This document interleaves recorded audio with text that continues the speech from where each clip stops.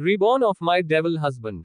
Episode 4। Rajveer के गाड़ी में राजवीर सोनाली को अपनी गोदी में लिए बैठा था। राजवीर उसके कान के पास जाकर धीरे से कहता है, वाइफी आप हमसे इतना डरती क्यों है? सबसे तो आप खुलकर बातें करती हैं, लेकिन मेरे पास आते ही पता नहीं आपको क्या हो जाता है, इतना घबराने लगती हो जैसे मैं आपको कच्चा ही खा जाऊंगा। वैसे आइडिया बुरा नहीं है।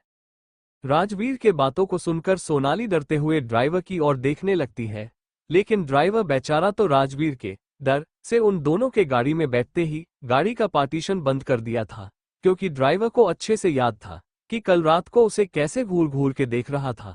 राजवीर इस डर से बेचारा आज राजवीर के बोलने से पहले ही गाड़ी का पार्टीशन बंद कर दिया था, ताकि वो फिर से राजवीर के उन डरावने आंखों को ना देख पाए। सोनाली ऐसे गाड़ी में चारों ओर देखते देख राजवीर फिर से सोनाली को खींचकर अपनी बाहों में कसते हुए कहता है, देखा आपने मैं क्या कह रहा था, वो आपने अच्छे से सुना ही नहीं, और आप देखने लगी कि हमें कोई देख रहा है कि नहीं, है ना? राजवीर के बातों को सुनकर सोनाली शांत हो जाती है। राजवीर के सीने में छुपे हुए ही मन कहती है, ये हमें इतना डराएंगे तो क्या हमें हंसी आना चाहिए? इनकी आंखें, इन्होंने खुद की आंखें कभी आईने में देखी हैं? इनका वीडियो देखने पर मुझे ऐसा फील होता है जैसे ये हमें कच्चा ही खा जाएंगे। ये बोलने के बाद सोनाली अपने मन में खुद को डांटते हुए कहती है, नहीं नहीं, क्या करती है सोनाली, तू भी उसी डेविल की तरह बोलने लगी है। और राजवीर के नकल करते हुए कहती है, आपको मेरे पास आते ही ऐसा क्यों लगता है जैसे मैं आपको कच्चा ही खा जाऊंगा? तभी सोनाली को अपने पेट पर कुछ फील होता है, जिससे सोनाली हड़बड़ा कर अपने ख्यालों से बाहर आती है और अपने पेट को देखती है। सोनाली अपने पेट को देखते हुए अपनी आंखों को बड़ी बड़ी करके कभी उस हाथ को देखती और कभी अपना सर उठाकर छूने वाले को। राजवीर अपना हाथ कंटिन्यूअसली सोनाली के पेट पर घुमाए जा रहा था, जिससे सोनाली को बहुत गुदगुदी हो रही थी। सोनाली राजवीर के हाथ को पकड़ते हुए रिक्वेस्ट भरी टोन में कहती है, प्लीज हमें छोड़ दीजिए, हमें बहुत गुदगुदी हो रही है, अब तक और गुदगुदी मत कीजिए, हंसते हंसते हमारा पेट दुखने लगा है। सोनाली ये सब रुक रुक कर बोल रही थी। वही राजवीर सोनाली को जोर जोर से हंसते देख राजवीर कहीं खो सा गया था। वही सोनाली राजवीर को रोकने की कोशिश कर रही थी। सोनाली राजवीर से प्लीज प्लीज रुक जाए। वही राजवीर सोनाली के बात सुन ही नहीं रहा था, वो तो सोनाली के खिलखिलाहट में कहीं खो सा गया था। राजवीर एक टक सोनाली को देखे जा रहा था। सोनाली को ऐसे पहली बार अपने सामने खुलकर हंसता देख राजवीर को यकीन ही नहीं हो रहा था कि किसी की मुस्कुराहट इतनी प्यारी भी हो सकती है। जब सोनाली को अपनी हंसी और कंट्रोल नहीं होती तो सोनाली गुस्से से राजवीर के हाथों पर जोर से काट लेती है, जिससे राजवीर एक चीख के साथ अपने ख्यालों से बाहर आता है और अपने हाथ को देखते हुए अपने मन ही मन करता है, मैंने तो इस बेवकूफ लड़की को हंसाने के लिए ये सब किया था, क्योंकि मैंने घर पर रित को कहते हुए सुना था कि इसको हंसी बिल्कुल बर्दाश्त नहीं होती है। ये इतनी देर से उदास बैठी थी, मैं तो इसका मूड ठीक करने के लिए ये सब कर रहा था, उल्टा इसने मुझे ही काट लिया। अच्छा होता मैं इसको ऐसे ही छोड़ देता। वही सोनाली राजवीर के चीख सुनकर बहुत डर गई थी और डरते हुए अपना सिर झुकाए शांति से बैठ गई थी और राजवीर के उसी हाथ को देखे जा रही थी जहां पर सोनाली ने अभी अभी राजवीर के हाथ को अपने दांत से काट लिया था। अब वहां से हल्का हल्का खून निकलने लगा था। राजवीर को ऐसे दर्द में देख सोनाली को लगता है कि उसे बहुत दर्द हो रहा होगा। सोनाली गिल्ट के वजह से राजवीर के हाथ को अपने हाथ में लेती है और झुककर राजवीर के हाथ को अपने मुंह से हल्का हल्का फूंकने लगती है। राजवीर सोनाली के इस हरकत पर मन ही मन मुस्कुराने लगता है, क्योंकि उसे इतनी से चोट से कोई दर्द नहीं हो रहा था। वो तो जानबूझकर सोनाली का ध्यान अपनी ओर करने के लिए चीखा था। राजवीर सोनाली के कान के पास जाकर कहता है, आपके फूंकने से मेरा दर्द ठीक नहीं होगा, हमें दवाई चाहिए। राजवीर के बातों को सुनकर सोनाली अपनी नजरें उठाकर राजवीर के आंखों में देखने लगती है, मानो पूछ रही हो, इस वक्त गाड़ी में हमें दवाई कहां पर मिलेगा? तभी राजवीर सोनाली को जवाब देते हुए आगे कहता है, मानो राजवीर को पता चल गया हो कि सोनाली के मन में इस वक्त क्या चल रहा है। राजवीर सोनाली के सर को पीछे से झटके से पकड़ता है, जिससे सोनाली के होंठ एकदम से राजवीर के होठों के करीब आ जाता है। राजवीर बिना कोई देरी किए सोनाली के होठों को बेतहाशा चूमने लगता है। सोनाली को तो कुछ रिएक्ट करने का मौका ही नहीं मिला। सोनाली बस किसी स्टेचू की तरह हर बार की तरह राजवीर को देखे जा रही थी। राजवीर सोनाली को ऐसे स्टेचू की तरह एक ही पोजीशन में बैठे देख उसके होठों से धीरे से अलग होता है और धीरे से सोनाली के कान के पास जाकर कहता है, आपने अपने इन्हीं दांतों से मेरे हाथ पर बाइट किया ना, अब मैं आपको बताता हूं कि बाइट करना किसे कहते हैं। ऐसा कहते हुए राजवीर सोनाली के होठों पर डीप किस करने लगता है और अपने दोनों हाथों को सोनाली के पूरे बॉडी पर घुमाए जा रहा था, जिससे दोनों को ऐसी वाली गाड़ी में भी सर से पसीना टपक रहे थे। दोनों के कपड़े अस्त व्यस्त हो चुके थे। दोनों एक दूसरे में ऐसे खोए हुए थे कि उनको कुछ होश ही नहीं था। वो दोनों बेडरूम में नहीं बल्कि इस वक्त गाड़ी में है। वो आगे और कुछ कर पाते तभी उन दोनों के कानों में ड्राइवर की आवाज आती है, जो बोल रहा था, बॉस हम लोग एयरपोर्ट पहुंच गए हैं। तो दोस्तों क्या होगा आगे जाने के लिए अगला चैप्टर जरूर पड़ेगा। राजवीर के गाड़ी में ड्राइवर की आवाज सुनते ही सोनाली हड़बड़ा कर राजवीर से अलग होती है। राजवीर तो गुस्से में मन ही मन सोच रहा था, इस ड्राइवर को लगता है अपने नौकरी से मन भर गया है, इसको तो सबक सिखाना ही पड़ेगा। तभी राजवीर की नजर सोनाली के फेस पर पड़ता है। राजवीर देखता है सोनाली शर्म के मारे बिल्कुल लाल हो गई थी और अपनी नजरें झुकाए राजवीर के गोदी से उतरकर खिड़की के पास जाकर बैठ गई थी। सोनाली को शर्माते देख और अपनी वजह से ब्लश करते देख राजवीर को अपने दिल में एक अलग ही सेटिस्फैक्शन महसूस होता है। राजवीर अपने ख्यालों से बाहर आते हुए सोनाली के पास जाता है और उसके कपड़े ठीक करते हैं। उससे कहता है, अपने आप को ठीक कर लो, हम बाहर निकलने वाले हैं। राजवीर के बातों को सुनकर सोनाली बिना राजवीर की और देखे अपने वाल ठीक करने लगती है। थोड़ी देर बाद जैसे ही सोनाली गेट खोलने को होती है, राजवीर झटके से सोनाली के हाथ पकड़ के अपने ऊपर खींच लेता है और उसको अपनी बाहों में कसते हुए उसके सर पर लाइट किस करता है, जिससे सोनाली की आंखें अपने आप ही बंद हो जाती है और सोनाली के हाथों की पकड़ राजवीर के वाइट शर्ट पर अपने आप ही कस जाती है। राजवीर सोनाली के बंद आंखें देखकर मुस्कुराने लगता है और फिर सोनाली के दोनों पलकों को भी चूम लेता है। फिर सोनाली के कान के पास जाकर कहता है, अब ठीक है, अब हम बाहर जा सकते हैं। सोनाली को जैसे ही राजवीर की आखिरी लाइन सुनाई देती है, सोनाली अपने मन में इस लाइन को रिपीट करते हुए अपने आप से कहती है, अब ठीक है से क्या मतलब है, मैंने तो अपने आप को ठीक कर लिया था, मुझे तो ऐसा कुछ भी याद नहीं आ रहा है जिसे इस डेविल ने ठीक किया हो। फिर अपने सर को झटकते हुए अपनी आंखें खोलकर राजवीर को देखने लगती है, मानो पूछ रही हो मैं पागल हो गई हूं कि ये डेविल पागल हो गए हैं। डेविल कब से पागलों वाली हरकतें करने लगे हैं। तभी राजवीर सोनाली को अपने सोच से बाहर लाते हुए उसके हाथ पकड़कर खींचते हुए कहता है, क्या सोच रही हो, तब से चालो बाहर, लेट हो रहा है। राजवीर के बात सुनकर सोनाली राजवीर के साथ ही बाहर निकल जाती है। तभी उसका ड्राइवर और बहुत सारे बॉडीगार्ड सिंपल यूनिफॉर्म में आ जाते हैं। फिर सोनाली और राजवीर के दोनों तरफ एक लाइन से चलने लगते हैं। सोनाली तो कुछ समझ ही नहीं पाती है कि यहाँ इतने सारे लोग हमारे आसपास कहाँ से आ गए। सोनाली डर से कसकर राजवीर के हाथ पकड़ लेती है।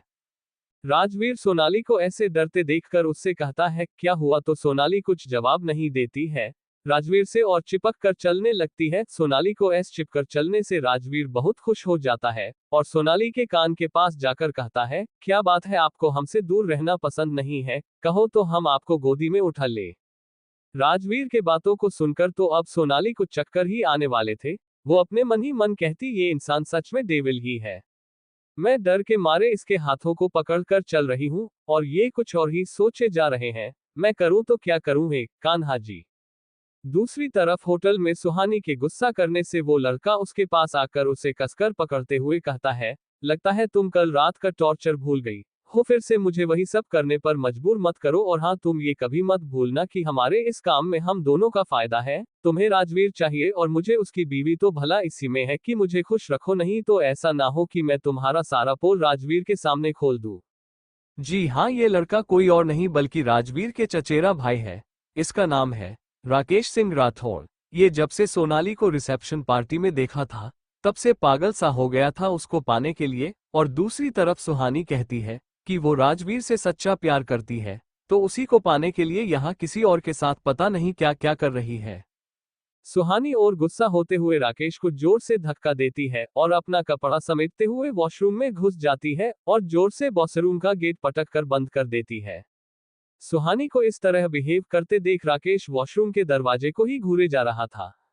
जी हाँ, ये है राकेश, लंबा चौड़ा, दिखने में बहुत हैंडसम है, इसीलिए हर दिन अलग अलग लड़कियों के साथ घूमता रहता है। राकेश एक प्लेबॉय के नाम से यह मशहूर है, देखने में किसी से कम नहीं है, लेकिन इसकी आदतें बिल्कुल छिछोरों वाली है। दोनों बाप बेटे एक जैसे हैं, जिसके वजह से राजवीर के पापा इन लोगों को अपने साथ नहीं रखते हैं। ये दोनों बाप बेटा अपना अलग बिजनेस करते हैं और अलग ही रहते हैं। राजवीर को भी कोई खास पसंद नहीं है राकेश, वो तो अपने पापा की वजह से उन दोनों बाप बेटों को किसी फंक्शन या पूजा त्योहार में बर्दाश्त कर लेता है, नहीं तो उसका बस चलता तो वो उसका शक्ल भी नहीं देखता।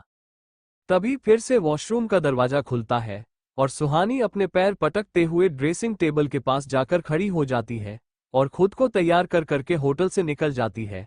वही राकेश उस लड़की को ऐसे खुद को इग्नोर करते देख गुस्से से आग बबूला हो जाता है।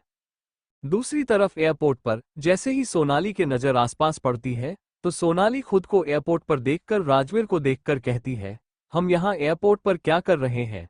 हम तो गाड़ी से आए तो गाड़ी से ही घर जाएंगे ना। राजवीर सोनाली के मासूम चेहरे को देखते हुए कहता है, मैं आपको एक किडनैप करके कहीं और लेकर नहीं जा रहा हूँ, समझी आप? अपने इस छोटे से दिमाग पर ज्यादा जोर मत दो और चुपचाप चलो। ऐसा कहते हुए राजवीर सोनाली के हाथ और कसकर पकड़ते हुए मिनी प्लेन के अंदर जाकर बैठ जाता है, जो एक प्राइवेट एरिया में था। यहाँ पर कोई मीडिया रिपोर्टर नहीं था और ना ही कोई पब्लिक उन दोनों को देख सकते थे, क्योंकि राजवीर पहले ही अपने असिस्टेंट को फोन करके सारा अरेंजमेंट करा लिया था।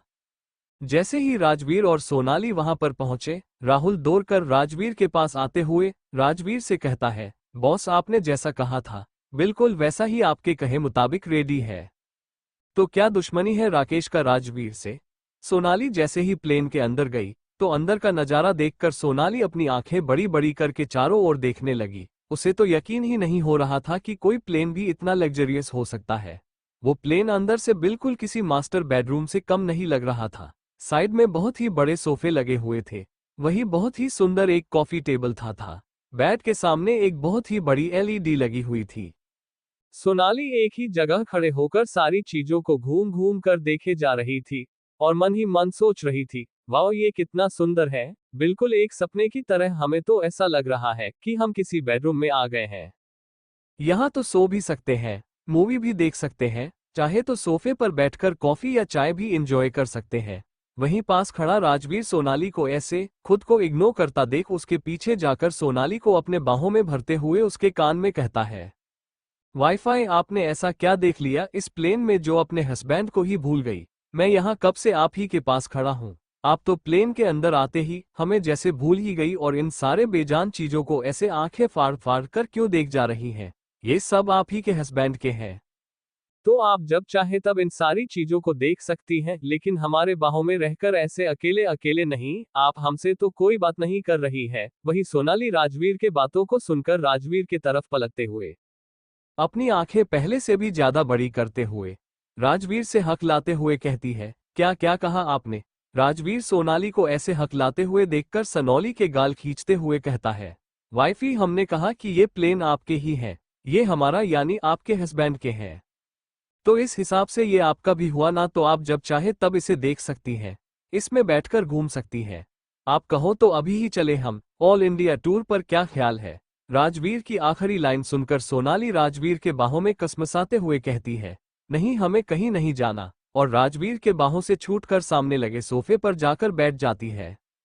राजवीर सोनाली को अपने आप से दूर जाते देख सोनाली के पास जाकर उसको बिना किसी वार्निंग के झटके से अपने गोद में उठाते हुए कहता है, मैं रात भर अच्छे से सो नहीं पाया, तो आपके लिए अच्छा यही होगा कि आप चुपचाप हमारी बाहों में रहे और हमें चैन की नींद सोने दे, मेरा पीठ भी अकड़ गया है।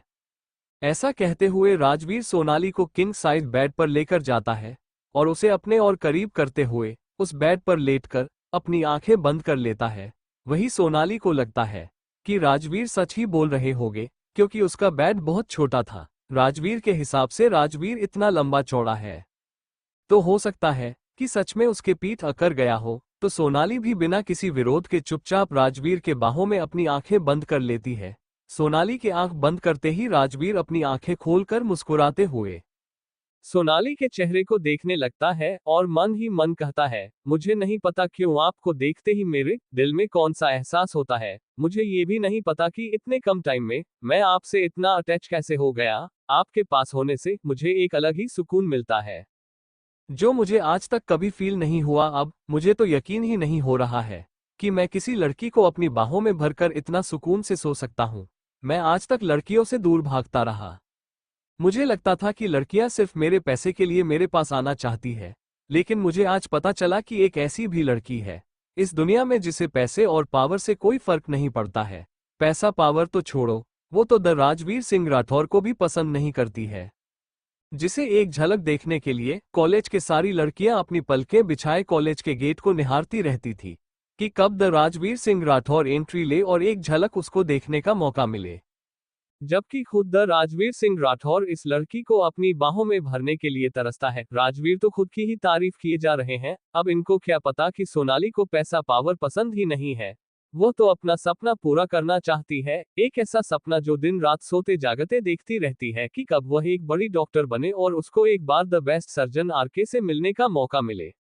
वहीं दूसरी तरफ पटना में राजवीर के सीक्रेट प्लेस पर 3 आदमी खून से लथपथ रस्सियों से उल्टा लटका हुआ था। उसको देखकर कोई भी कहे कि इससे अच्छा तो इंसान मर जाए, क्योंकि उन तीनों आदमी के दोनों हाथ कटे हुए थे और वो तीनों आदमी रस्सी से झूल रहा था।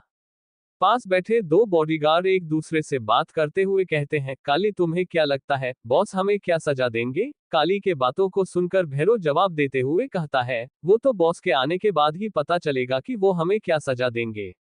वहीं दूसरी तरफ एक कैफे में एक लड़का और लड़की एक दूसरे के हाथ पकड़े एक दूसरे के आंखों में डूबे हुए थे। तभी उन दोनों को वेटर की आवाज सुनाई देती है, तो वो दोनों हड़बड़ा कर एक दूसरे के हाथों को छोड़कर अपने अपने सीट पर सीधे होकर बैठ जाते हैं।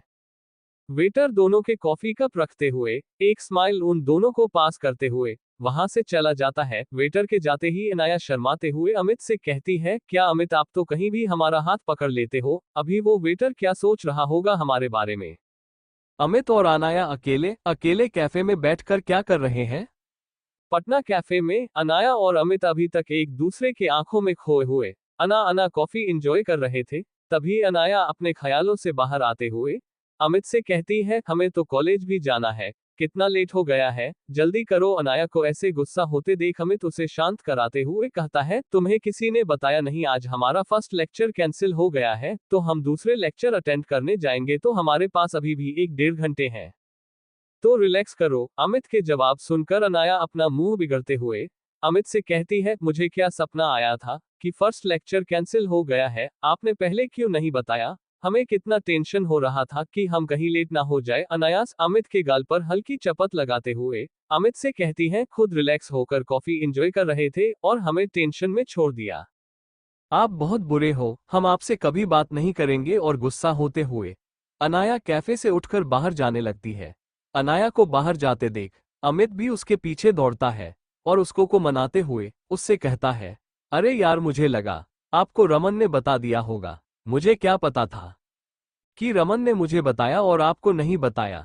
1 मिनट, आपने सुबह से ग्रुप चैट ओपन नहीं किया है, आपको हम पर्सनली बताना भूल गए, लेकिन हम लोगों ने ग्रुप चैट तो किया था कि आज फर्स्ट लेक्चर कैंसिल होने वाला है, इसीलिए तो हमने आपको कैफे बुलाया कॉफी पीने के लिए। अमित के जवाब को सुनकर अनाया अपना गुस्सा शांत करते हुए अपना मोबाइल ओपन करती है, तो सच में अमित और अमन ने आपस में डिस्कशन किया था, जिसे देखकर अनाया शर्मिंदा होते हुए गाड़ी में जाकर बैठ जाती है, लेकिन अमित को फील नहीं होने देती है कि वो गिल्टी फील कर रही है। अनाया को गाड़ी में चुपचाप बैठे देखकर अमित भागकर ड्राइविंग सीट पर बैठ जाता है और अपने गाड़ी को अच्छी तरह से लॉक कर लेता है ताकि बाहर के लोग अंदर कुछ भी ना देख पाए। गाड़ी अच्छी तरह लॉक होने के बाद अमित गाड़ी को वहां से हवा की रफ्तार से बात करते हुए ऐसे गायब होता है जैसे कोई प्लेन उड़ा रहा हो। कुछ देर बाद एक सुनसान जगह पर साइड में अमित गाड़ी रोकता है और अपना सीट बेल्ट खोलकर अनाया की तरफ झुकने लगता है। अनाया जब तक कुछ समझ पाती तब तक बहुत देर हो गया था। अमित अनाया के सीट को बेड में कन्वर्ट करते हुए झटके से उसके ऊपर आ चुका था। दूसरी तरफ प्लेन में राजवीर सोनाली को निहारते निहारते ही नींद के आगोश में चला गया।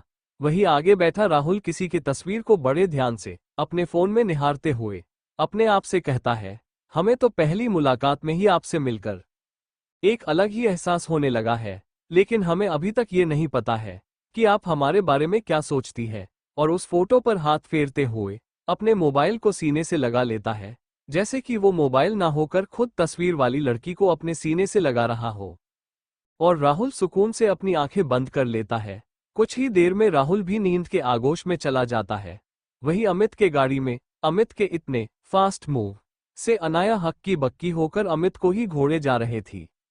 अनायास के ऐसे रिएक्शन से अमित के धड़कन है बुलेट ट्रेन की रफ्तार से भाग रही थी, लेकिन अमित कहाँ पीछे हटने वाला था। वो अपने धड़कनों को संभालते हुए धीरे धीरे अनाया के होठों के करीब झुकने लगता है, और जब तक अनाया कुछ रिएक्ट कर पाती उससे पहले ही दोनों के होंठ एक दूसरे से जुड़ चुके थे।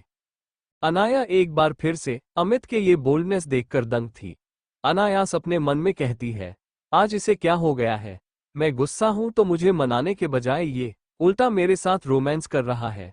माना कि मुझे पता है कि मेरी गलती है, लेकिन इनके हिसाब से तो मैं अभी भी इनसे गुस्सा हूं। वही अमित अनाया के ख्यालों से अनजान अपने ही दुनिया में खोया हुआ था और बेतहाशा अनायास को किस किए जा रहा था। वही अनाया जोर जोर से अमित के चेस्ट पर अपने मुंह के बरसाए जा रही थी, लेकिन अमित को उससे कोई फर्क नहीं पड़ रहा था। वो तो और डीप किस करने लगता है, मानो अनाया को अपने आप को डिस्टर्ब करने की वजह से उसे पनिशमेंट दे रहा हो। वही अनाया अमित को ऐसे वाइल्ड होते देख जब अनायास से और बर्दाश्त नहीं हुआ तो अनाया अमित को धक्का देने लगती है।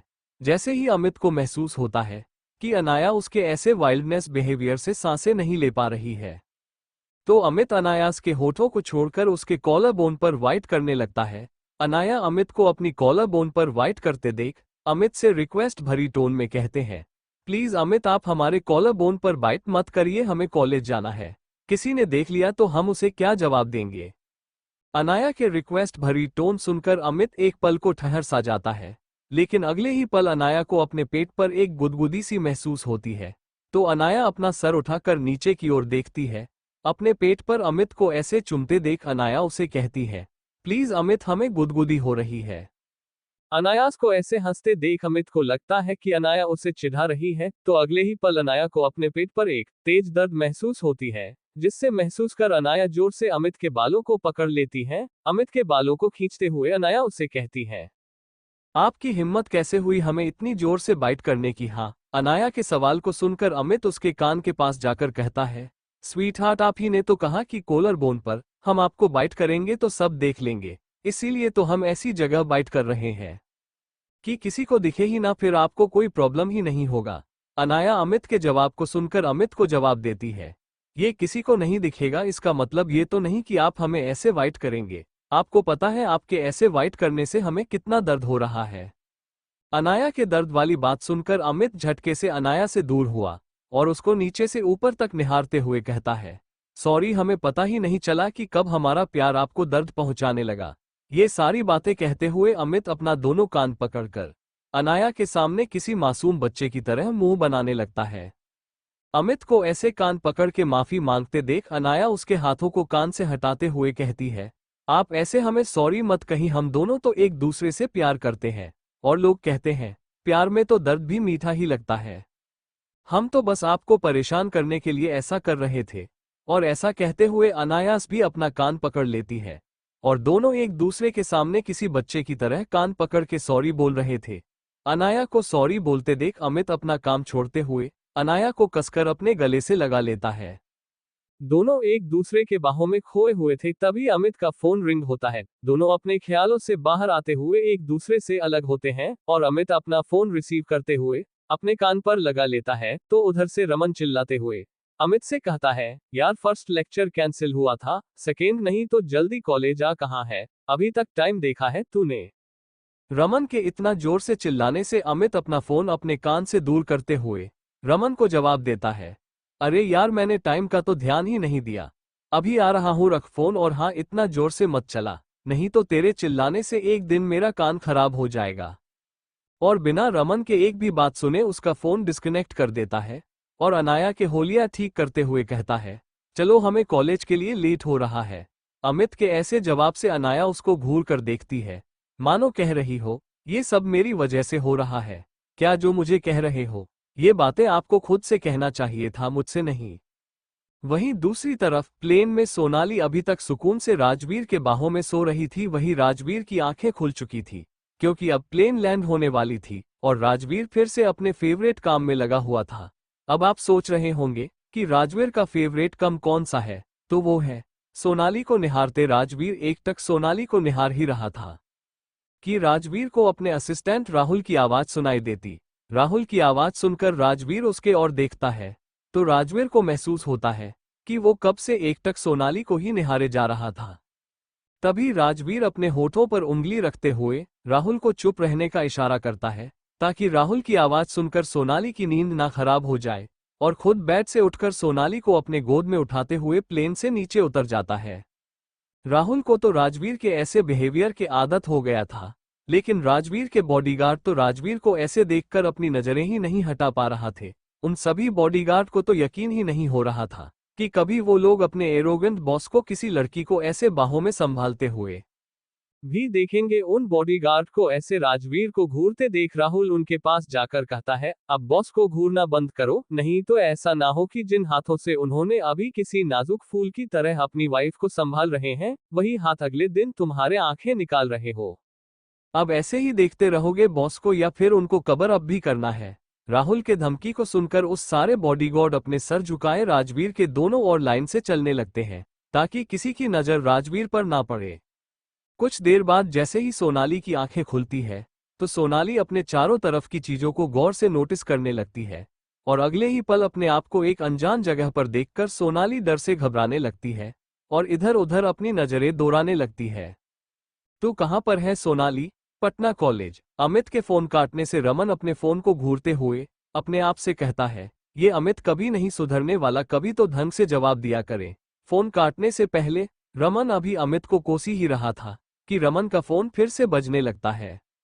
रमन बिना नंबर देखे ही फोन रिसीव करके अपने कान से लगा लेता है और बिना ये जाने कि फोन के उस साइड कौन है, रमन बोलना शुरू कर देता है, तूने फोन काट दिया था तो फिर से इतना जल्दी कैसे फोन कर दिया, और तुझे कॉलेज आना भी है या नहीं, बता दे भाई। रमन अभी बोल ही रहा था कि उसके कानों में एक मीठी सी सुरीली आवाज पड़ती है। इतनी मीठी आवाज सुनते ही रमन चुप हो जाता है और रित को सॉरी बोलते हुए कहता है, सॉरी रीत, मुझे लगा अमित है, अभी थोड़ी देर पहले उसी से बात हो रही थी तो मैंने बिना नंबर देखे ही फोन उठा लिया और मुझे लगा कि अमित ने ही दोबारा फोन किया होगा। कुछ गलत बोल दिया हो तो आप मुझे माफ कर देना। रमन को माफी मांगते देख रित उसको बीच में ही ठोकते हुए कहती है, कोई बात नहीं, आप माफी क्यों मांग रहे हैं? आपने कुछ भी ऐसा नहीं कहा जिसके लिए आपको माफी मांगना पड़े, और वैसे भी लोग कहते हैं कि अपनों से माफी नहीं मांगा जाता, तो क्या आप हमें अपना नहीं मानते हैं जो हमसे माफी मांग रहे हैं? रीत की ऐसी बातें सुनकर रमन को बीच में टोकते हुए कहता, नहीं नहीं, ऐसा कुछ नहीं है, वो मुझे लगा मैंने कुछ ज्यादा ही बोल दिया इसीलिए।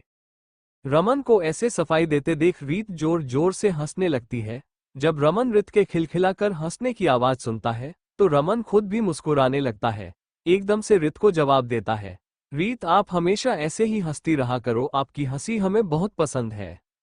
दूसरी तरफ सोनाली एक मास्टर बेडरूम में अपनी डरी सहमी सी निगाहों से पूरे बेडरूम का मुआयना कर रही थी। जब सोनाली को कुछ समझ नहीं आता है तो सोनाली अपना फोन ढूंढने लगती है, लेकिन तभी उसे याद आता है कि उसका फोन तो टूट चुका है। तो सोनाली उठकर वहीं से बालकनी की ओर चली जाती है। बालकनी में जाते ही सामने का नजारा देखकर उसके होठों पर अपने आप ही मुस्कुराहट तैर जाती है, क्योंकि बालकनी से वह नजारा इतना खूबसूरत लग रहा था कि कोई भी अपना टेंशन भूल जाए। बालकनी के सामने एक बहुत बड़ा गार्डन था जिसमें तरह तरह के फूले लगे हुए थे और उस पर रंग बिरंगी तितलियां मंडरा रही थी, जिसे सोनाली बालकनी में खड़ी होकर बड़े ध्यान से उन तितलियों को देख रही थी। सोनाली उन तितलियों को निहारने में इतना खो गई कि उसे पता ही नहीं चला कि कोई उसके पीछे खड़ा होकर कब से उसकी मुस्कुराहट को निहारे जा रहा है। तभी सोनाली को अपने पेट पर दो बड़े बड़े हाथ महसूस होते हैं। ये महसूस होते ही सोनाली डर से कांपने लगती है। तभी सोनाली के कानों में एक जानी पहचानी आवाज पड़ती है। राजवीर सोनाली से कहता है, वाइफी, हमारी शादी को 15 दिन हो गए हैं, फिर भी आपको हमारे पास आते ही डर लगने लगता है। आप ऐसे ही हमसे डरती रहोगी तो हमारे छोटे छोटे बेबी कहां से आएंगे? बेबी के नाम सुनकर सोनाली अपने आप से कहती है, अभी तो हम खुद ही भी एक बेबी है, तो हम इन्हें बेबी कहां से लाकर देंगे? सोनाली को चुप देखकर राजवीर उसके कानों में अपने सांस छोड़ते हुए उसके नेक पर किस करने लगता है। सोनाली को राजवीर के ऐसे अचानक किस करने से अपनी आंखें बंद कर लेती है और राजवीर के हाथों पर अपना हाथ रख देती है। मानो आज पहली बार सोनाली खुद राजवीर को अपने पास आने का इजाजत दे रही हो। आज सोनाली को राजवीर के पास आने से दिल के किसी कोने में सुकून मिल रहा था, जिसे महसूस करते हुए सोनाली को अपने पूरे शरीर में एक सिहरन सी महसूस होती है। लेकिन सोनाली चुपचाप खड़ी थी। वही राजवीर सोनाली को ऐसे अपनी बाहों में पिघलता देख और एक्साइटेड हो जाता है और सोनाली के कॉलर बोन पर वाइट करने लगता है। राजवीर के वाइट करने से सोनाली के मुंह से सिसकियां निकलने लगती है। सोनाली के सिसकियां सुनकर राजवीर और वाइल्ड होते जा रहा था, जिससे सोनाली की पकड़ राजवीर के हाथों पर कस जाती है और सोनाली के सारे नाखून राजवीर के हाथों में धंसने लगते हैं। लेकिन राजवीर को उस दर्द से कोई फर्क नहीं पड़ रहा था, क्योंकि जो सुकून राजवीर को सोनाली के बाहों में मिल रहा था, वो सुकून राजवीर बरसों से तलाश रहा था, जो शायद आज सोनाली पर आकर खत्म हुआ है। दूसरी तरफ कॉलेज में अमित और अनाया कॉलेज पहुंच चुके थे। रमन अमित और अनाया को कॉलेज आते देख उन दोनों को छोड़ते हुए कहता है, क्या बात है, दोनों लव बर्ड्स साथ में थे, इसीलिए तो इतना लेट हुआ। रमन के बात सुनकर अनाया शर्माते हुए अपने क्लास की ओर भाग जाती है। वही अमित रमन को चपत लगाते हुए कहता है, क्या बात है, तू दिन प्रतिदिन कुछ ज्यादा ही शरारती होते जा रहा है। एक बार रीत को यहाँ आ जाने दे, फिर मैं तुझे बताऊंगा कि दूसरे को परेशान करना कितना गलत बात होता है। तब तुझे समझ में आएगा जब मैं तुझे परेशान करूंगा। ऐसा कहते हुए दोनों अपने क्लास में चला जाता है। वहीं दूसरी तरफ राजवीर सोनाली को अभी भी बेतहाशा चूमे जा रहा था और सोनाली की सिसकियां पूरे बालकनी में गूंज रही थी और राजवीर कब सोनाली को अपनी बाहों में लिए बेडरूम तक आ गया, उन दोनों को पता ही नहीं चला जब किसी चीज से राजवीर के पैरों में ठोकर लगा। तब तक दोनों बेड पर गिर चुके थे। तब जाकर दोनों को होश आया। सोनाली जैसी ही अपनी आंखें खोली तो सीधा उसकी नीली आंखें राजवीर के भूरी आंखों से जा मिली। दोनों के नजरें मिलते ही मानो दोनों फिर से कहीं खो से गए थे। दोनों के बीच आज एक अलग ही एहसास उमड़ रहे थे।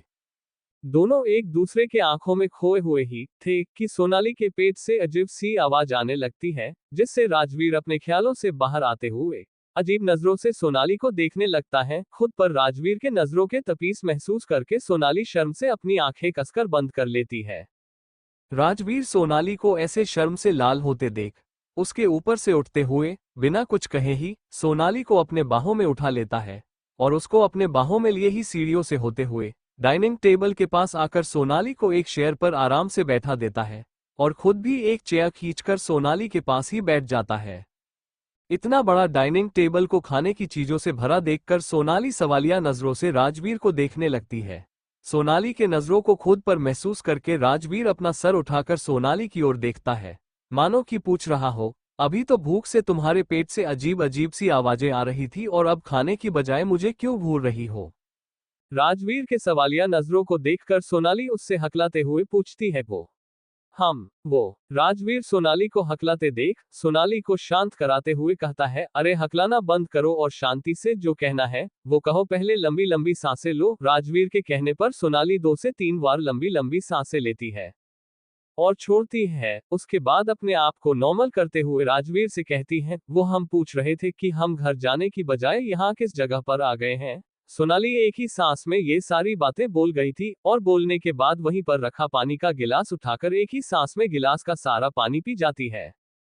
राजवीर सोनाली को ऐसे रिएक्ट करते देख सोनाली के सर को सहलाते हुए सोनाली से कहता है, मैं खाना ही खाने वाला हूँ, ना कि आपको जो आप ऐसे रिएक्ट कर रही हो। शांति से खाना खाओ, ये मेरा फार्म हाउस है और मैं आपको अपने फार्म हाउस पर लेकर आया हूँ ताकि हम दोनों कुछ दिन अकेले में एक दूसरे के साथ क्वालिटी टाइम स्पेंड कर सके। समझी? आप तो अपने इस छोटे से दिमाग में जो भी उटपटांग बातें सोच रही हो उसे बाहर निकालो और फटाफट खाना खाओ। तो राजवीर कैसा क्वालिटी टाइम स्पेंड करने वाला है सोनाली के साथ? राजवीर के फार्म हाउस पर सोनाली और राजवीर दोनों डाइनिंग टेबल पर बैठकर खाना खा रहे थे। वही राजवीर बार बार सोनाली के प्लेट में खाना डालते जा रहा था और सोनाली बेचारी कुछ नहीं बोल पा रही थी। वो बस अपना सर झुकाए खाना खाने में बिजी थी। सोनाली को इतना तेज भूख लगी थी कि वो ये भी भूल गई कि राजवीर भी उसी के साथ बैठा हुआ है। वो बस अपनी आंखें प्लेट में गड़ाए खाना खाए जा रही थी। वही हमारा राजवीर एकटक सोनाली को निहारे जा रहा था।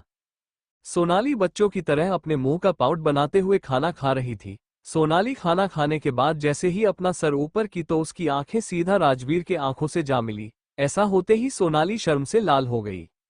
एकदम किसी कश्मीरी सेब की तरह। वही राजवीर सोनाली को ऐसे शर्माते देख मन ही मन कहता है, ऐसे शर्माती हुए कितनी क्यूट लगती है, मन कर रहा है सेब की तरह इसके गालों को भी खा जाऊं। ऐसा सोचते हुए राजवीर डाइनिंग टेबल पर बास्केट में रखा एक सेब उठाकर खाने लगता है। राजवीर को सेब खाते देख सोनाली कुछ समझ नहीं पाती है।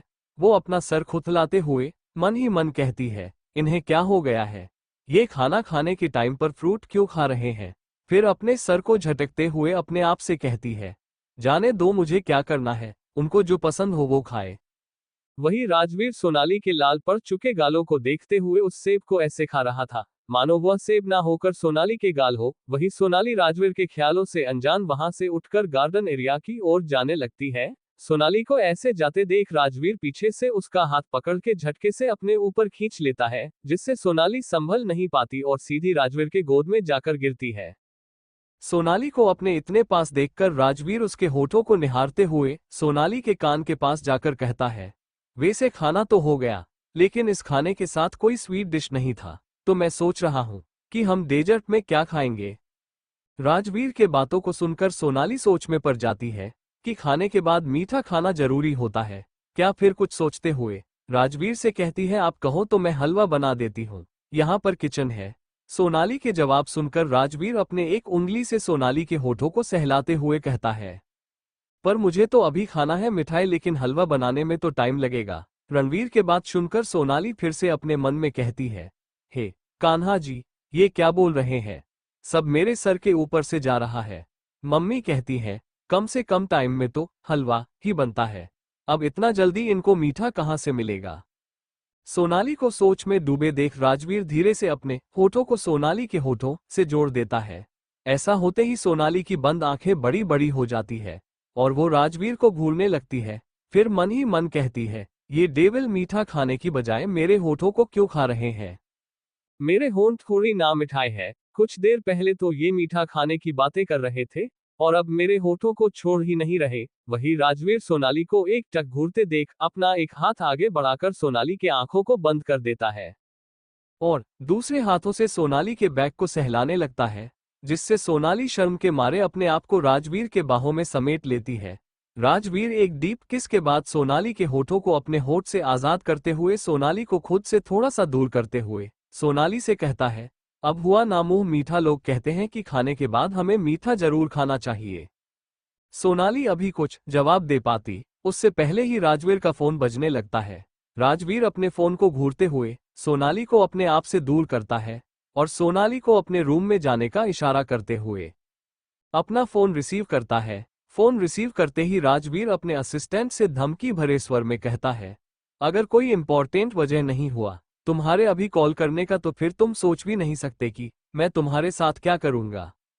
राजवीर के धमकी भरे स्वर सुन के राहुल शक पकाते हुए राजवीर से कहता है, वो बॉस जरूरी काम है इसलिए मैंने आपको कॉल किया है। आपके कहे मुताबिक मैं उन तीनों का चेकअप कर रहा था तो मुझे पता चला कि उन तीनों ने एक ऐसा पॉइजन पी लिया है जिससे उन तीनों का आवाज चला गया है। वो तीनों बच भी गया तो हमें कुछ बता नहीं पाएगा। राहुल के पूरी बात सुनने के बाद राजवीर के फेस एकदम डार्क हो जाता है और राजवीर राहुल को ऑर्डर देते हुए कहता है, अब वो तीनों हमारे किसी काम का नहीं है, तुम उन तीनों को खत्म कर दो। और एक बात, तुम इस मामले को फिर से एक नए सिरे से जांच करो, हमारे हाथ कुछ ना कुछ तो जरूर लगेगा और हमें कोई ना कोई कुल्लू तो जरूर मिलेगा। हो सकता है ये कोई हमारे बिजनेस राइवल का काम हो या ऐसा भी हो सकता है कि किसी को हमारा सीक्रेट पता चल गया हो। तुम तो जानते हो मेरा बिजनेस दुनिया में भी और सीक्रेट लाइफ में भी कितने सारे दुश्मन हैं। तो तुम अच्छी तरह से जांच करो इस मामले को, मैं कोई रिस्क नहीं लेना चाहता सोनाली के लाइफ के साथ। तुम तो सब जानते हो कि मैं भले ही शुरुआत में इस शादी के खिलाफ था, लेकिन जब से मुझे पता चला है कि मेरी मोम ने खुद ही ये रिश्ता तय किया था, तब से मुझे यकीन हो गया है कि यही लड़की मेरे लिए सही होगी। तभी तो मेरी मोम ने जाने से पहले मेरा रिश्ता तय करके गई थी। और एक बात, तुम राकेश पर अपना नजर बनाए रखना और उसके पापा के पीछे भी किसी को लगा दो और मुझे उन दोनों के हर एक पल का हिसाब चाहिए। सुबह से शाम तक वो कहाँ जाते हैं, क्या करते हैं। और हाँ, मुझे थोड़ा बहुत डाउट सुहानी पर भी है, तो तुम उस पर भी नजर रखना और सारी इन्फॉर्मेशन मुझे जल्द से जल्द चाहिए। तो अपने काम पर लग जाओ, राहुल को ऑर्डर देते हुए राजवीर बिना राहुल के जवाब सुने अपना फोन डिस्कनेक्ट कर देता है और अपने फोन को पॉकेट में रखते हुए राजवीर ऊपर अपने बेडरूम की ओर चला जाता है। बेडरूम के गेट पर आकर राजवीर बेडरूम में चारों ओर अपनी नजरें दोहराता है, लेकिन उसे सोनाली कहीं नजर नहीं आती है। तभी राजवीर को सोनाली फिर से बालकनी में खड़ी दिखती है, तो राजवीर अपने कदम उसी की ओर बढ़ा लेता है। सोनाली के पास पहुंचकर राजवीर अपने पॉकेट से एक न्यू फोन निकालता है और सोनाली के आगे करते हुए उससे कहता है, ये है आपका न्यू फोन, आपका पुराना फोन टूट गया था तो मैंने आपके लिए एक नया फोन मंगवाया है और हाँ, मैंने अपना नंबर इसमें सेव कर दिया है। अगर आपको कोई भी काम हो तो आप डायरेक्ट मुझे कॉल कर सकती हो। ओके। राजवीर की सारी बातें सुनकर सोनाली मन ही मन बहुत खुश होती है, क्योंकि ये मोबाइल एकदम न्यू मॉडल का था जो सोनाली कब से लेना चाहती थी लेकिन ले नहीं पाई। और सेम वही मोबाइल राजवीर के हाथ में देखकर सोनाली बहुत एक्साइटेड हो जाती है और जल्दी से अपना हाथ आगे बढ़ाकर राजवीर के हाथ से मोबाइल ले लेती है। सोनाली को ऐसे जल्दबाजी करते देख राजवीर उससे कहता है, आपके लिए ही लाया हूं, कोई लेकर भाग नहीं जाएगा, आराम से। राजवीर के बात सुनकर सोनाली छेप जाती है और शर्म से अपनी आंखें राजवीर से चुराने लगती है। वही राठौर मैंशन में अमित कॉलेज से आ चुका था और खाना खाने के बाद अपने बेडरूम में बैठकर आराम से अनाया के सारी तस्वीर को अपने फोन में निहारे जा रहा था, जो रिसेप्शन पार्टी के दिन रमन से कह के चोरी चुपके अनाया से नजर बचा के क्लिक किया था। रमन ने अमित के कहने पर क्यों दिया है राजवीर ने सोनाली को new phone. Rathore mention, Amit का बेडरूम। अमित अभी अनाया के फोटो देख ही रहा था कि सपना भाभी रूम में आते हुए अमित से कहती है, क्या बात है देवर जी, अब कॉलेज से आने के बाद खाना खाने भी नीचे नहीं आए, लगता है आपके लिए भी जल्द ही देवरानी लानी पड़ेगी। सपना भाभी के बात सुनकर अमित उनको साइड हक करते हुए कहता है, सच्ची में भाभी मुझे भी यही लगता है। भाभी अब देखो ना, आप हमेशा भैया के साथ ही रहती हो, राजवीर भाई के पास भी उनके क्यूटी पाई है, अब इस घर में मैं ही अकेला सिंगल रह गया हूँ। तो मैं सोच रहा हूँ मैं भी शादी कर ही लूँ और जल्द से जल्द शादी करके आप और सोनाली भाभी के लिए देवरानी ले ही आऊं। अमित को खुलेआम शादी के बाद एक्सेप्ट करते देख सपना उसको छेड़ते हुए कहती है, हाँ हाँ क्यों नहीं, पापा जी से कहकर आपकी भी शादी अनाया के साथ जल्द ही हम फिक्स करवा देंगे। और एक बात, आप मेरे सामने तो सोनाली को क्यूटी पाई बुला लिया, लेकिन राजीव भैया के सामने मत बुलाएगा, नहीं तो आपकी खैर नहीं। सपना भाभी के बात सुनकर अमित घबराते हुए कहता है, भाभी आप क्या बोल रही हो, मुझे क्या किसी पागल कुत्ते ने काटा है जो मैं भाई के सामने भाभी को क्यूटी पाई बुलाऊंगा, वो मुझे जान से ही मार देंगे। भाभी के पास बैठने से भी भाई मुझे ऐसे घूरते हैं जैसे मैं भाभी को भगा कर ले जा रहा हूं। वहीं दूसरी तरफ राजवीर के ऑर्डर सुनकर राहुल अपने काम में लग गया था। सारा काम निपटाने के बाद राहुल फिर से अपने फोन को पॉकेट से निकालकर वही तस्वीर देखने लगता है जो तस्वीर राहुल प्लेन में बैठकर देखते हुए मुस्कुरा रहा था। उस फोटो को एकटक निहारते हुए राहुल अपने आप से कहता है, प्रीति मुझे नहीं पता कि मेरे दिल में तुम्हारे लिए ऐसी कौन सी फीलिंग है जो मैं जब से तुम्हें देखा हूं तब से तुम्हें देखते ही तुम्हारी ओर खिंचा चला जाता हूं। पर मुझे पता है कि तुम मुझे कभी एक्सेप्ट नहीं करोगी, भले मुझे राजवीर अपना छोटा भाई मानता है, लेकिन फिर भी मैं हूं तो एक अनाथ ही ना, तो मुझ जैसे अनाथ को कोई क्यों ही अपनाना चाहेगा। दूसरी तरफ राजवीर के फार्म हाउस पर सोनाली और राजवीर अभी भी उसी पोजीशन में खड़े थे। सोनाली को छेपते देख राजवीर उसको टाइट हग करते हुए कहता है, अच्छा ठीक है, आपको इतना शर्माने की जरूरत नहीं है, ये मोबाइल भी आपका है और मैं भी आपका ही हूँ। ओके सो ये शर्माना छोड़िए और देखिए मोबाइल कैसा लगा, आपको बताइए हमें। अभी राजवीर को कोई बाहर वाला देख लेता तो उसे यकीन ही नहीं होता कि ये वही हॉट लेस क्रूएल बिजनेसमैन है जो अपने सामने किसी को सर उठाने का मौका तक नहीं देता है। वही राजवीर अभी किसी बच्चे की तरह सोनाली के साथ मस्ती कर रहा था। दूसरी तरफ दरभंगा में रीत रमन को बार बार कॉल लगा रही थी, लेकिन रमन रीत का कॉल रिसीव ही नहीं कर रहा था। रोमन को कॉल रिसीव न करता देख रीत टेंशन में अपने रूम में इधर से उधर चक्कर काटे जा रही थी। तभी उसका फोन रिंग होने लगता है तो रीत दौड़कर अपने फोन के पास जाती है, लेकिन फोन को हाथ में लेते ही अगले ही पल रीत मायूस हो जाती है क्योंकि ये कॉल रमन का नहीं प्रीति का था।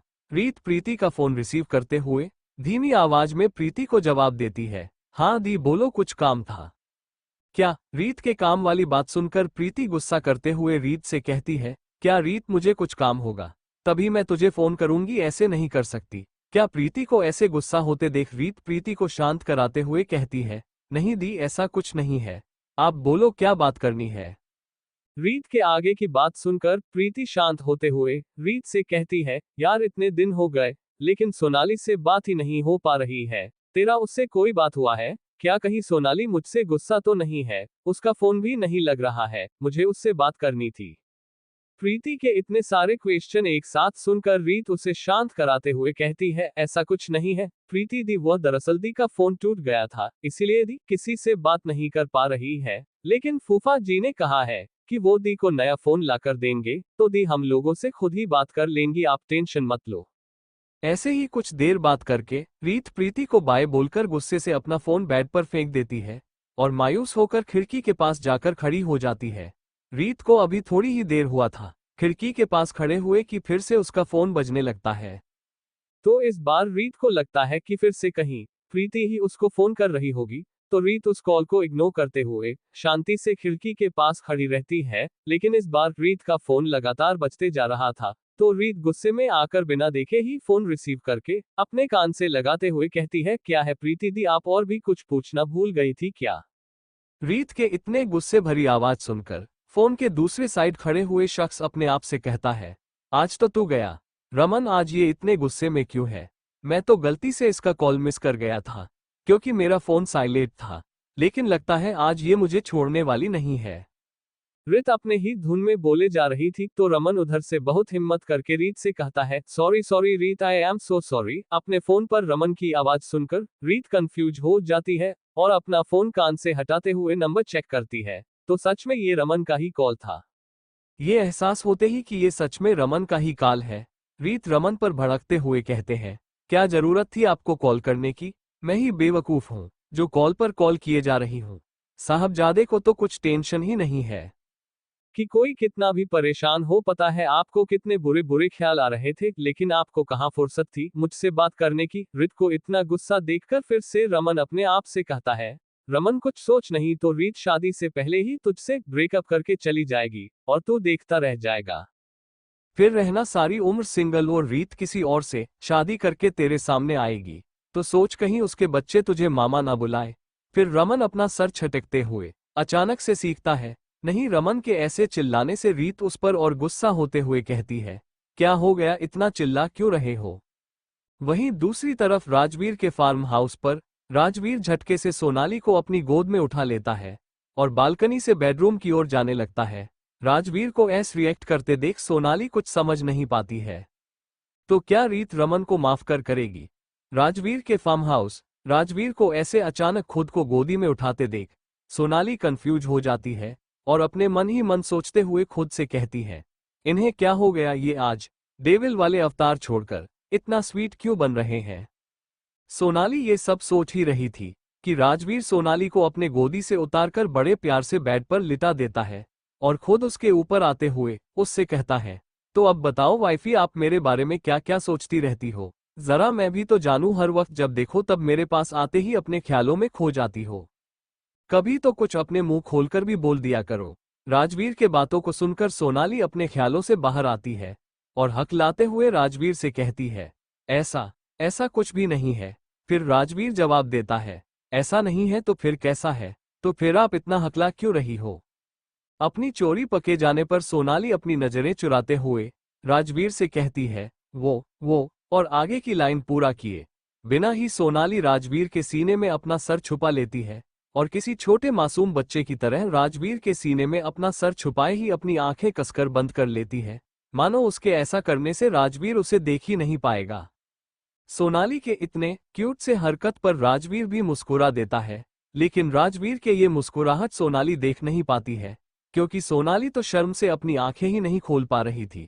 राजवीर सोनाली इतना ब्लेस करते देख झुककर उसके सर को चूम लेता है और उसके कान के पास जाकर कहता है, wifey you are so cute, मन कर रहा है आपके लाल पर चुके गालों को काट के खा लो, पर मैं ऐसा नहीं करना चाहता क्योंकि इससे आपको बहुत पेन होगा। राजवीर के कहे गए ये आखिरी लाइन सीधा सोनाली के दिल पर जाकर लगी थी, जिससे सोनाली के दिल में एक अलग ही हलचल पैदा हो रही थी और सोनाली के दिल की धड़कन एकदम बुलेट ट्रेन की तरह फास्ट हो गई थी। इतना तेज कि सोनाली को खुद की धड़कनें सुनाई दे रही थी। वहीं राजवीर को सोनाली के दिल की धड़कनों को सुनकर अपने आप ही उसके फेस पर जो कुछ देर पहले छोटी सी मुस्कुराहट थी वो अब और बड़ी हो गई थी।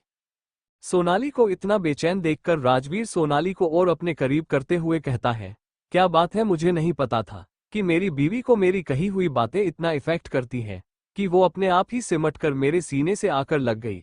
अगर मुझे ये बातें पहली पता होती तो। राजवीर आगे और कुछ बोल पाता उससे पहले ही सोनाली अपनी एक उंगली राजवीर के होठों पर रख देती है, जिससे राजवीर के आगे के शब्द उसके मुंह में ही रह जाता है और राजवीर हल्के से सोनाली की उंगलियों को अपने होठों से चूम लेता है, जिससे सोनाली एक झटके में अपना हाथ पीछे खींच लेती है। लेकिन सोनाली अपना हाथ और पीछे कर पाती उससे पहले ही राजवीर सोनाली के हाथों को पकड़ते हुए उससे कहता है, आज पहली बार तो आपके इन उंगलियों ने हमारे होठों को छुआ है, तो आप अपने इन नाजुक उंगलियों को हमारे होठों पर ही रहने दीजिए।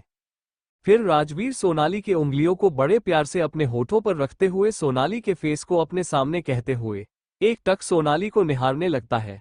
राजवीर के ऐसे घूरने से सोनाली के माथे पर पसीने उभर आए थे। वहीं दूसरी तरफ सिंघानिया हाउस में रीत अभी भी रमन से बहुत नाराज थी, लेकिन रमन बेचार को तो रीत कुछ बोलने का मौका ही नहीं दे रही थी। थक हार कर रमन कुछ बोलने की कोशिश ही करना बंद कर दिया और चुपचाप रीत की बातें सुनने लगा। रीत अपने ही धुन में कंटिन्यूअसली बोले जा रही थी। जब रीत को एहसास हुआ कि रमन कुछ नहीं बोल रहे हैं, तो वो एक लंबी सांस छोड़ते हुए रमन से कहती है, अब कुछ जवाब दोगे या मौन व्रत धारण किए हो? थैंक्स गॉड, रीत आपका गुस्सा शांत हो गया। रमन की बातें सुनकर रीत फिर से रमन पर भड़कते हुए कहती है, आपके कहने का मतलब क्या है? मैं बहुत गुस्से वाली हूँ, मैं बहुत गुस्सा करती हूँ। आप पर तो जाइए, मुझे आपसे बात ही नहीं करनी है। और बिना रमन के बात सुने ही फोन काट देती है। वही रमन बेचारा इतना सा मुंह लेकर अपने फोन पर हेलो हेलो करते ही रह गया।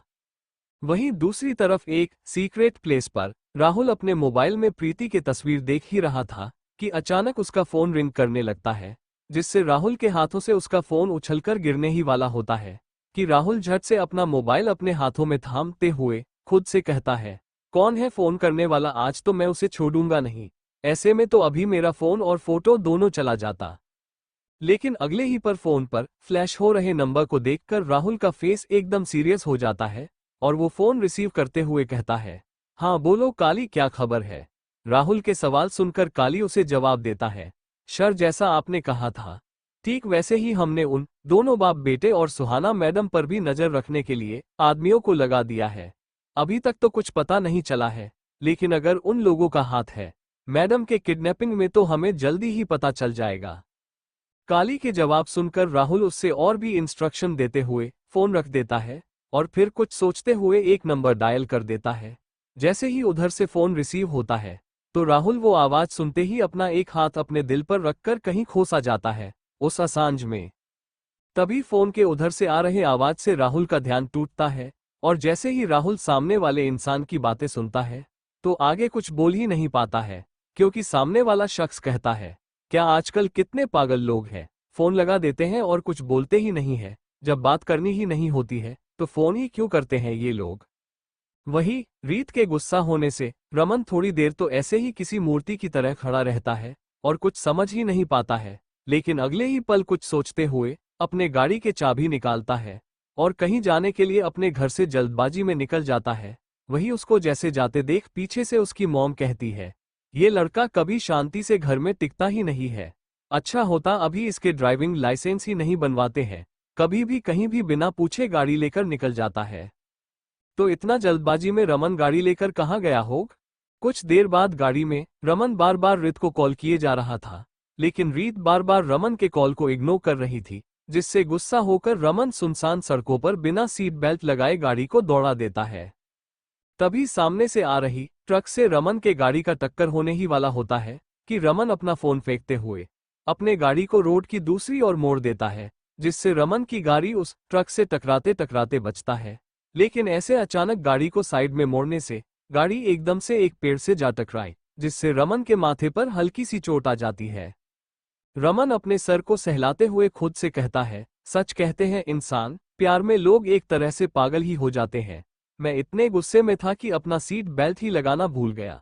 अभी अगर मैं सीट बेल्ट लगाया होता तो मेरे सर पर ये चोट नहीं लगी होती। वहीं दूसरी तरफ राजवीर के सिगरेट प्लेस पर राहुल चुपचाप अपने फोन पर उस मीठी आवाज को सुन रहा था।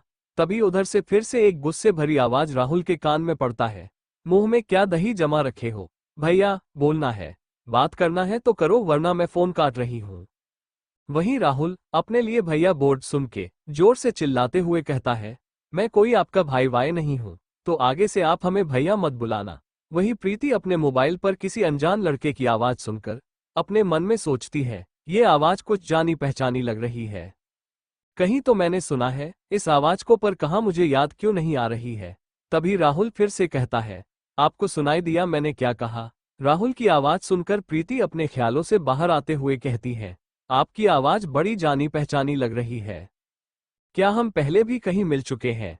प्रीति को ऐसे अनजा की तरह व्यवहार करते देख राहुल को अपने दिल में एक टीस सी उठती है, लेकिन वो खुद को संभालते हुए प्रीति से कहता है, जी आप कौन बोल रही हो? राहुल के सवाल सुनकर प्रीति उस पर भड़कते हुए कहती है, ये तो वही बात हो गई, उल्टा चोर कोतवाल को डांटे आपने फोन किया और आपको पता ही नहीं है कि मैं कौन बोल रही हूँ। जब आपको ये पता ही नहीं है कि मैं कौन हूँ तो आपको मेरा नंबर कहाँ से मिला?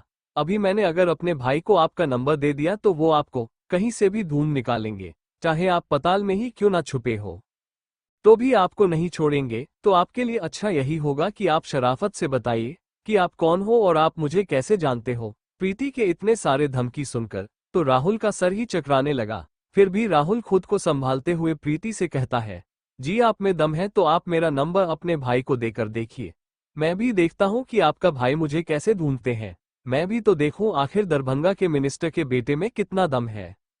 दूसरी तरफ राजवीर के फार्म हाउस पर राजवीर और सोनाली एकदम करीब थे।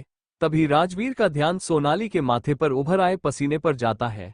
राजवीर अपना एक हाथ आगे बढ़ाकर सोनाली के माथे से पसीना पोंछते हुए उससे कहता है, रिलैक्स, मैं तब तक आपके करीब नहीं आऊंगा जब तक आप खुद नहीं चाहोगी। तो आप इतना परेशान ना हो और इन बुलेट ट्रेन से भी फास्ट चल रहे अपनी धड़कनों को संभालिए, और मैं उस वक्त का इंतजार करूंगा जब आप खुद अपनी मर्जी से मेरी बाहों में पिघलने के लिए तैयार हो जाएंगी।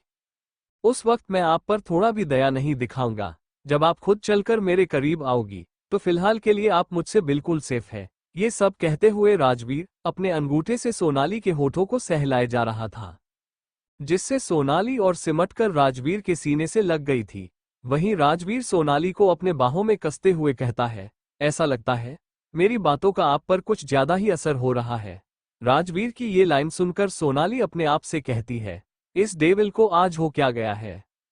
राजवीर सोनाली को ऐसे चुप देखकर उसके कान के पास जाकर चूमने ही वाला था कि तभी इन मोमेंट पर फिर से राजवीर का फोन बजने लगता है। राजवीर पहले तो उस कॉल को इग्नोर करता है, लेकिन फिर कुछ सोचते हुए अपने हाथ आगे बढ़ाकर साइड टेबल पर से अपना फोन उठाकर अपने कान से लगा लेता है। वहीं दूसरी तरफ सिंघानिया हाउस में रात के 10 बजे कोई इंसान रीत के बालकनी में आकर रीत के बालकनी का दरवाजा खटखटा रहा था, जिससे रीत डरकर अपने आंखें और कान दोनों कसकर बंद कर लेती है। तभी रीत का फोन बजने लगता है तो रीत अपना आंख बंद किए ही हाथ बढ़ाकर तकिए के नीचे अपना मोबाइल निकालती है और बिना नंबर देखे ही फोन उठाकर कान से लगा लेती है। और रीत बिना उस शख्स की आवाज सुने उस शख्स से रिक्वेस्ट करते हुए कहती है, प्लीज आप जो भी हो मुझे बचा लो, पता नहीं लगता है कोई चोर आ गया है मेरे बालकनी में। तभी उधर से रमन कहता है, आप क्या बेवकूफ हो, मैं हूँ बालकनी में, और हाँ उल्टा अपने पूरे दिन तो मेरे से बात ही नहीं किया और अब आया हूँ मिलने तो आप शोर मचाकर पूरे सिंघानिया हाउस को उठाओगे। क्या वो लोग मुझे सच में चोर समझकर पीट देंगे? तब आप रोती रहना, और जो आप मुझे बार बार बताती रहती हो ना कि अभी घर में किसी को पता नहीं चलना चाहिए हमारे बारे में, मैं खुद ही घर में सबसे बातें करूंगी, वो एक झटके से सबके सामने आ जाएगा। फिर आप सफाई देते रहना और मैं उन लोगों से पीटता रहूंगा। रमन को इतनी सारी बातें एक साथ बोलते देख रीत उसे फिर से डांटते हुए कहती है, एक तो आप बिना बताए ही यहाँ पर आ गए हो और ऊपर से मुझे ही धमकी पर धमकी दिए जा रहे हो। भूलो मत कि मैं अब भी आपसे नाराज हूँ।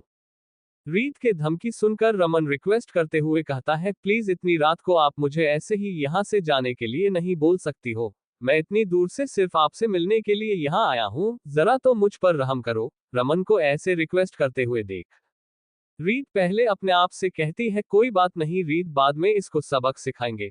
पहले तो इनको अंदर आने देती हूँ, इतनी रात कहाँ जाएंगे? घर में भी किसी को पता चल गया तो सभी मुझे छोड़ेंगे नहीं। अभी यहाँ पर दी भी नहीं है, जो मुझे हर बार की तरह सबकी डांट से बचाने के लिए, तो अच्छा यही होगा कि मैं इस बंदर को अपने रूम में आने दो।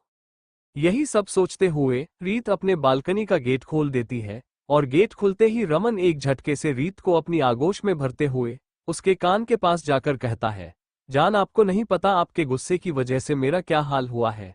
मैं आपको बता नहीं सकता, प्लीज मुझे माफ कर दो। आगे से मैं कभी ऐसा नहीं करूंगा, हमेशा आपका कॉल रिसीव करूंगा, तो भरी पहली गलती समझकर माफ कर दो प्लीज। और रीत के कान पर हल्की हल्की किस करने लगता है, जिससे रीत की सांसें एकदम से तेज हो जाती है, और रीत रमन को खुद से अलग करने की कोशिश करते हुए रमन से अपनी उखड़ती हुई सांसों को काबू में करते हुए कहती है, प्लीज रमन, ये सब अभी नहीं, हम शादी से पहले अपनी लिमिट क्रॉस नहीं कर सकते। रीत के बातों को सुनकर रमन रीत को एक झटके में अपनी गोद में उठा लेता है और रीत के होठों को अपने होठों से बंद कर देता है, जिससे रीत के आगे के शब्द है उसके मुंह में ही रह जाता है। वहीं दूसरी तरफ राजवीर के फार्म हाउस पर राजवीर उस फोन से गुस्सा होकर अपने स्टडी रूम में चला गया था। सोनाली को तो कुछ समझ में ही नहीं आया कि अचानक से राजवीर को इतना गुस्सा क्यों आया। यही सब सोचते हुए सोनाली भी बेडरूम से उठकर गार्डन की एरिया में चली गई थी। लेकिन थोड़ी देर बाद ही राजवीर अपना गुस्सा शांत करके जैसे ही बेडरूम में आया तो वहां पर सोनाली को ना देखकर फिर से राजवीर गुस्सा होते हुए पूरे फार्म हाउस में सोनाली को ढूंढने लगा। तभी राजवीर को अपने गार्डन एरिया से किसी के हंसने की आवाज आने लगी, जिससे राजवीर अपने बेडरूम में लगे बड़ी सी खिड़की के पास जाकर खड़ा हो जाता है। वहां से राजवीर अपने गार्डन का पूरा व्यू देख सकता था। तभी राजवीर की नजर गार्डन में भगवा कर तितलियों के साथ खेलते हुए सोनाली पर पड़ता है, तो गार्डन में सोनाली को ऐसे तितलियों के साथ खेलते देखकर राजवीर को उन तितलियों से भी जलन होने लगती है।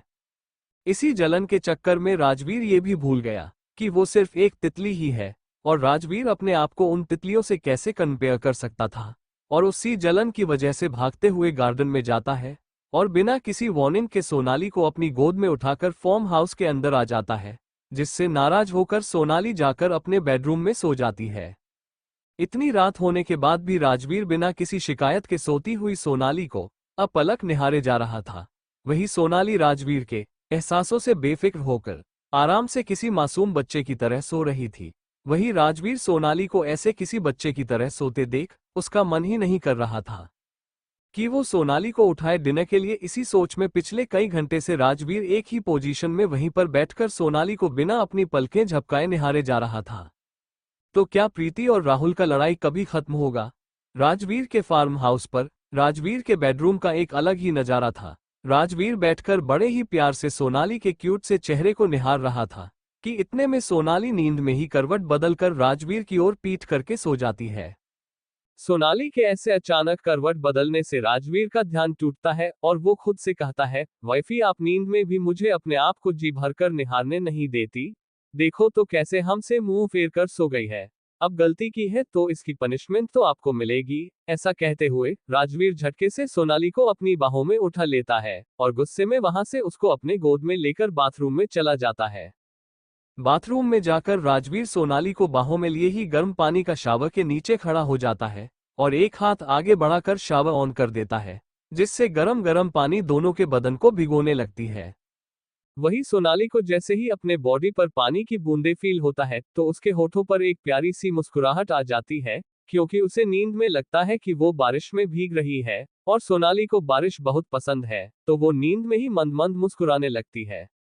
वही राजवीर को सोनाली होठों पर मुस्कुराहट देखकर उसका सारा गुस्सा हवा की तरह कहीं गायब हो गया था और वो अपने आप को कंट्रोल नहीं कर रहा था, क्योंकि सोनाली के होठों को देखकर इस समय राजवीर अपना कंट्रोल खोते जा रहा था। जो वादा उसने दिन में सोनाली से किया था वो अभी उसे टूटता सा महसूस हो रहा था, क्योंकि इस समय सोनाली के होठों पर पानी की बूंदें किसी मोती की तरह चमक रही थी और ऊपर से सोनाली का नींद में यूं मुस्कुराना राजवीर को पागल करने के लिए काफी था। जब राजवीर खुद को और कंट्रोल नहीं कर पाता है तो वो झुककर सोनाली के होठों को बड़े ही सिद्धांत से चूमने लगता है। वहीं दूसरी तरफ सिंघानिया हाउस रीत का कमरा। रीत को रमन के ऐसे अचानक किस करने से रमन के चेस्ट पर अपने मुके बरसाए जा रही थी। वहीं रमन रीत को किस करते हुए ही उसके बेड पर आकर धीरे से लेट जाता है इस बीच रमन ने एक सेकंड के लिए भी रीत के होठों से अलग नहीं हुआ था।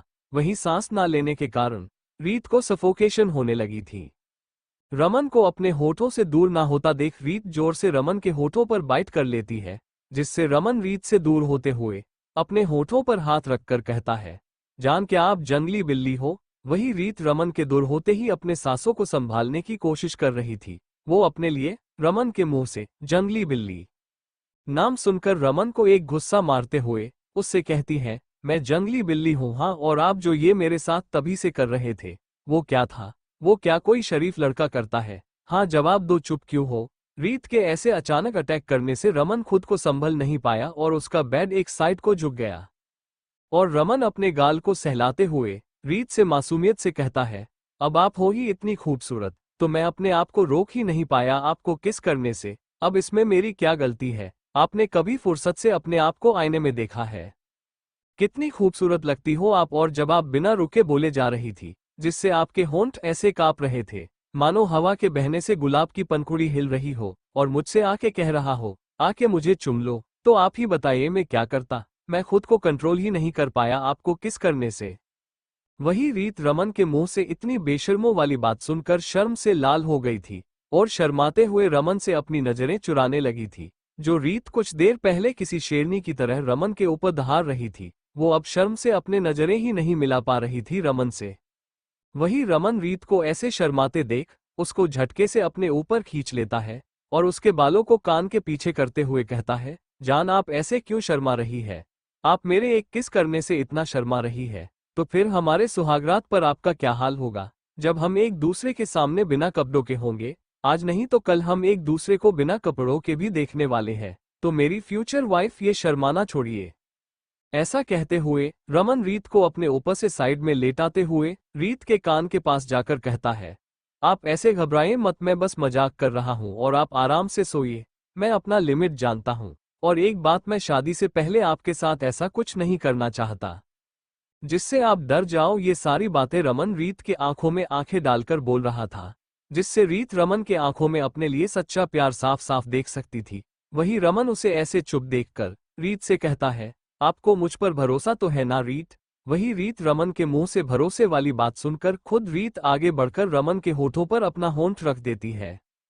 रीत के ऐसे सडन रिएक्शन से रमन के तो आंखें ही बाहर आने वाली थी। कुछ देर बाद रमन भी रीत को बैंक किस करने लगता है।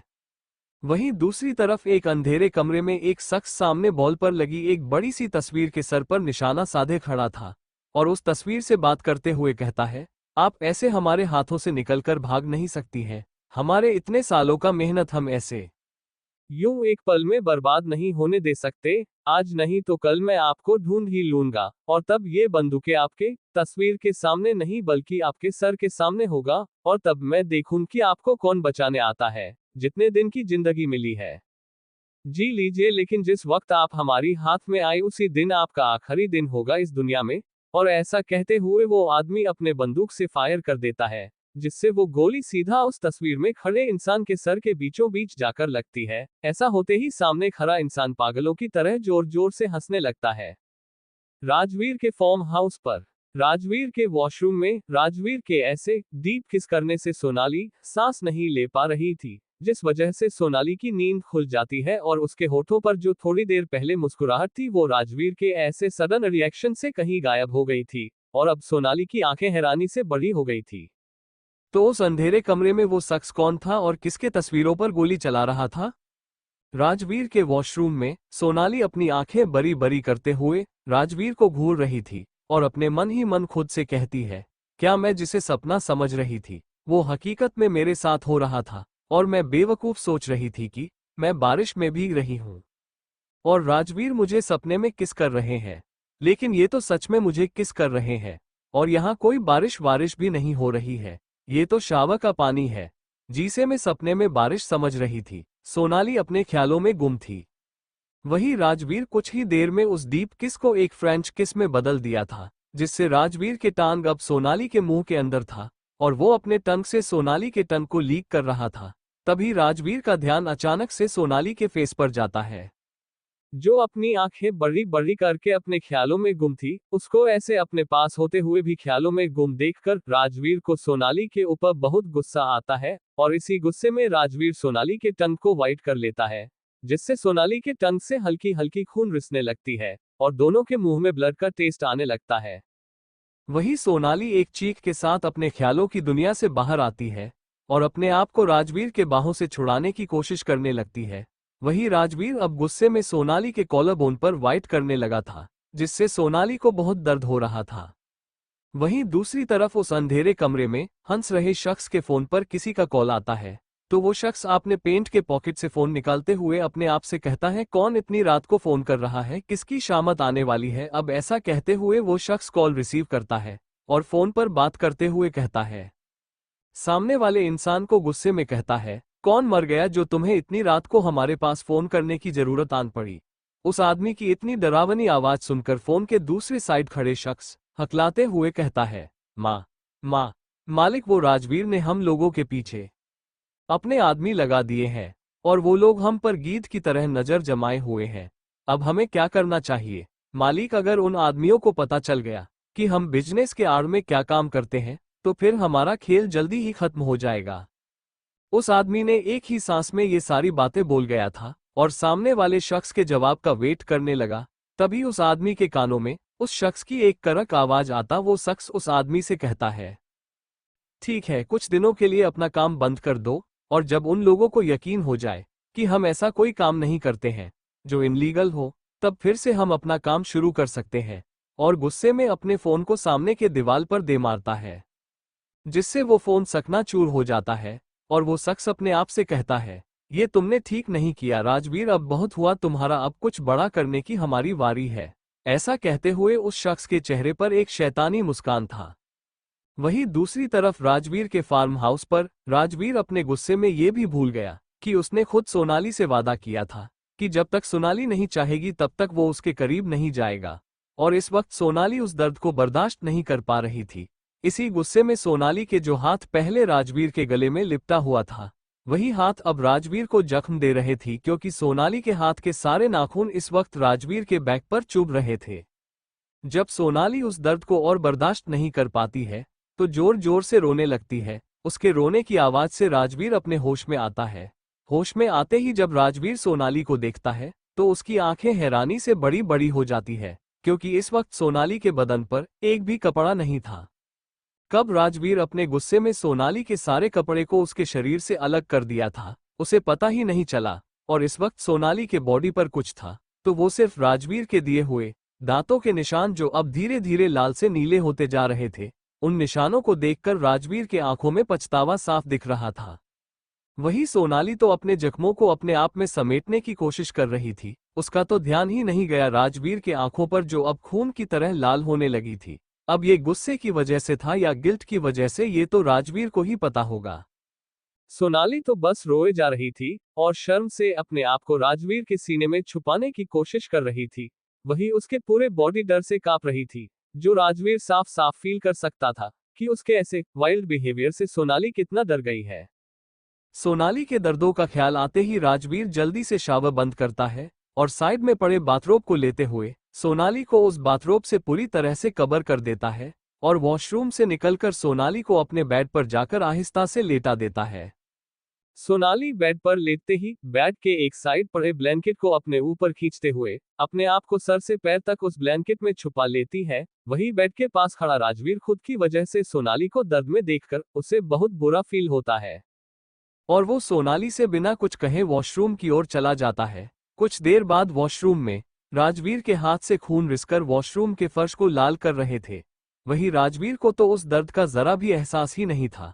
वो अपनी आंखें बंद किए बहते हुए पानी के नीचे खड़ा था और उसके नजरों के सामने कुछ देर पहले का सीन किसी फिल्म की तरह चल रही थी, जिसे सोच सोच कर ही उसे खुद पर इतना गुस्सा आ रहा था कि वो समझ ही नहीं पा रहा था कि इस गुस्से को वो किस तरह बाहर निकाले। और इसी गुस्से उसने वॉशरूम में आते ही 3/4 पंच वॉशरूम में लगे आईने पर जड़ दिया, जिससे वो आईना टूटकर पूरे फर्श पर बिखर गया था और राजवीर के हाथ पूरी तरह जख्मी हो गया। लगभग 1 घंटे बाद राजवीर अपने आंखें खोलता है और चेंज करके जैसे ही रूम में आता है तो राजवीर के कदम खुद ब खुद सोनाली की ओर बढ़ जाते हैं।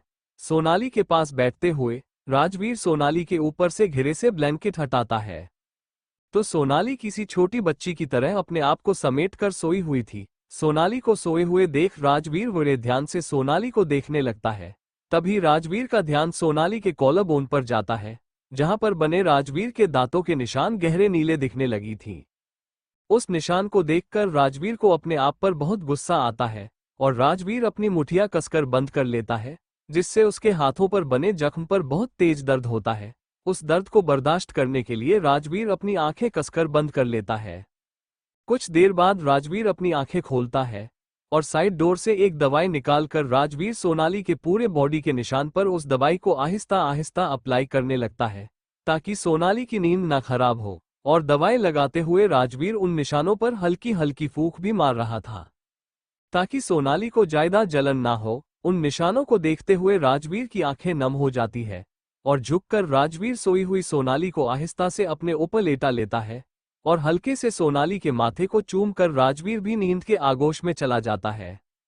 वहीं दूसरी तरफ रीत के कमरे में 10 मिनट के डिप किस के बाद रमन और रीत एक दूसरे के आंखों में खोए हुए थे और ऐसे ही कुछ देर बाद दोनों नींद के आगोश में चले गए।